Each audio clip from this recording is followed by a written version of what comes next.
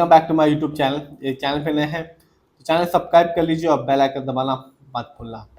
War start हो चुकी है, ये तो सबको ही जानता है। 12 दिन हो चुके हैं। ईरान पर यूएस और इसराइल के अटैक कंटिन्यू जारी हैं और लगता है कि अब इसका जो प्रभाव है वो भी देखने को मिल रहा है।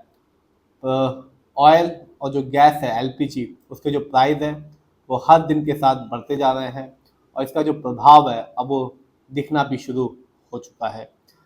आज मैं जिस कंपनी के बारे में अब बात करने वाला हूँ, जब से वॉर स्टार्ट हुई है तब से ये कंपनी अपने शेयर होल्डर्स को कमाल का निकाल के दे रही है। और आज भी जब 3:30 बजे मार्केट बंद हुआ तो इस कंपनी ने अपने शेयर होल्डर्स को ऑलमोस्ट 20% का रिटर्न निकाल के दिया।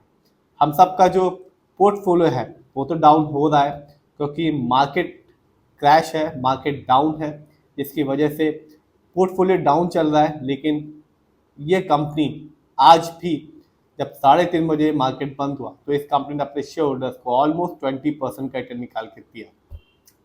तो आज मैं बात करने वाला हूँ अदानी टोटल गैस के बारे में। ये वीडियो सिर्फ एजुकेशनल पर्पज है, ना मैं कोई भी स्टॉक खरीदने की सलाह देता हूँ और ना ही बेचने की। तो बात आज अदानी टोटल गैस के बारे में। ये कंपनी सप्लाई करती है natural gas to domestic, commercial, industrial and vehicle use को। और वॉर स्टार्ट होने के बाद अब पेट्रोल और जो डीजल है और जो एलपीजी सिलेंडर है उनके जो दाम है वो धीमे धीमे बढ़ने लगे हैं। और जैसे ये बढ़ोतरी शुरू हुई और इसी के कारण अदानी टोटल गैस का जो रिटर्न है वो भी बढ़ता जा रहा है।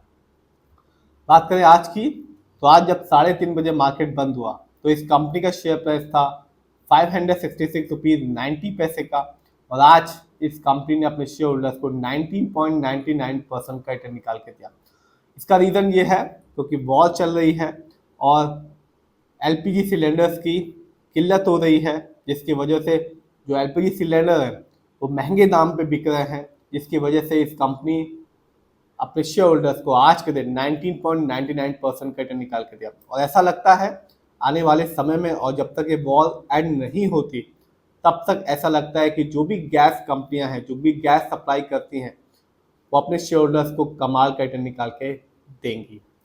बात करें अदानी टोटल गैस के लॉन्ग टर्म रिटर्न की, तो यदि मैं 1 साल के रिटर्न को देखूं इस कंपनी के, तो गिरावट साफ देखी जा सकती है। इस कंपनी ने अपने शेयर होल्डर्स को निराश किया। 1 साल में इस कंपनी के शेयर में गिरावट रही 5.52% की।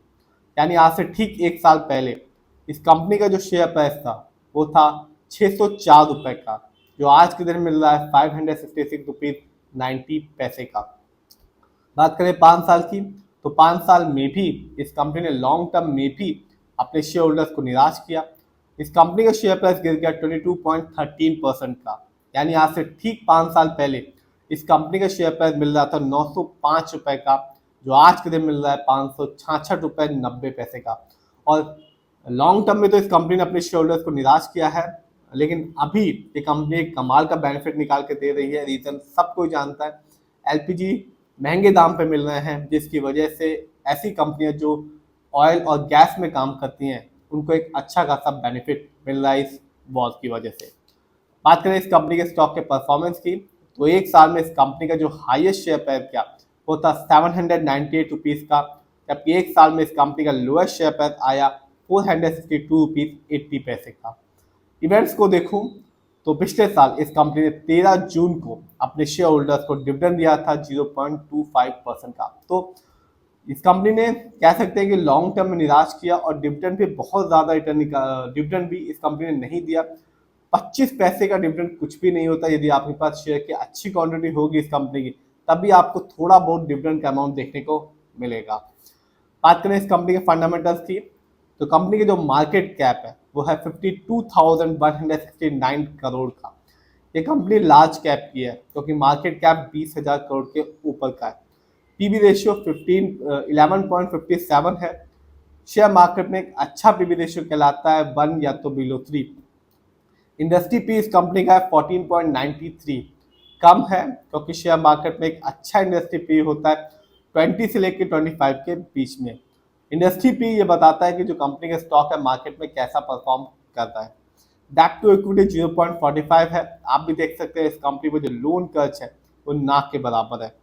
आरओई 13.88 है। शेयर मार्केट में एक अच्छा आरओई कहलाता है 15% से लेकर 20% के बीच में। आरओई बहुत इंपॉर्टेंट चीज होती है, और जब भी आप किसी कंपनी के फंडामेंटल्स को देखें तो आरओई जरूर देखें, क्योंकि यह बताता है कि जो कंपनी में के जो शेयर होल्डर्स हैं, जिन्होंने इस कंपनी में पैसा लगाया है, कंपनी उन पैसे को कैसे इस्तेमाल कर रही है। ये सही से करती है तो फ्यूचर में लॉन्ग टर्म में चल के एक अच्छा रिटर्न देखने को मिलता है। यदि सही से नहीं कर पाती तो रिटर्न पाने की जो पॉसिबिलिटीज होती है वो कम हो जाती है। इस कंपनी का ईपीएस है 5.84, बहुत ही कम है, क्योंकि शेयर मार्केट में एक अच्छा ईपीएस कहलाता है 80 और से ज्यादा का ईपीएस। ये बताता है कंपनी लास्ट एक साल में यानी कि 12 महीने में कितना कमाया। डिविडेंड यील्ड 0.05 है। शेयर मार्केट में एक अच्छा डिविडेंड यील्ड कहलाता है 2% से लेकर 6% के बीच में। देखते हैं इस कंपनी के फाइनेंशियल कंडीशन को। तो दिसंबर क्वार्टर में इस कंपनी का रेवेन्यू था 1648 करोड़ का, जबकि 2025 में इस कंपनी का ईयरली रेवेन्यू था 5031 करोड़ का। प्रॉफिट दिसंबर क्वार्टर में इस कंपनी का प्रॉफिट था 159 करोड़ का, जबकि 2025 में इस कंपनी का ईयरली प्रॉफिट था 654 करोड़ का। नेटवर्थ को देखूं तो जो कंपनी का नेटवर्थ है वो है 2025 में 4207 करोड़ का, जबकि 2024 में इस कंपनी का नेटवर्थ था 3580 करोड़ का।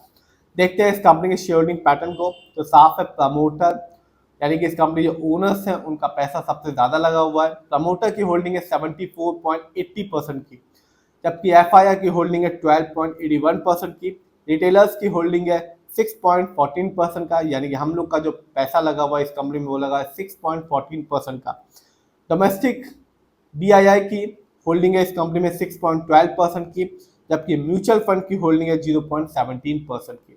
तो बात साफ है, लॉन्ग टर्म में कंपनी निराश कर रही है, क्योंकि आपने भी देखा 1 साल में और 5 साल में इस कंपनी ने कोई भी रिटर्न निकाल के नहीं दिया, और ना ही बहुत ज्यादा डिविडेंड भी निकाल के दिया।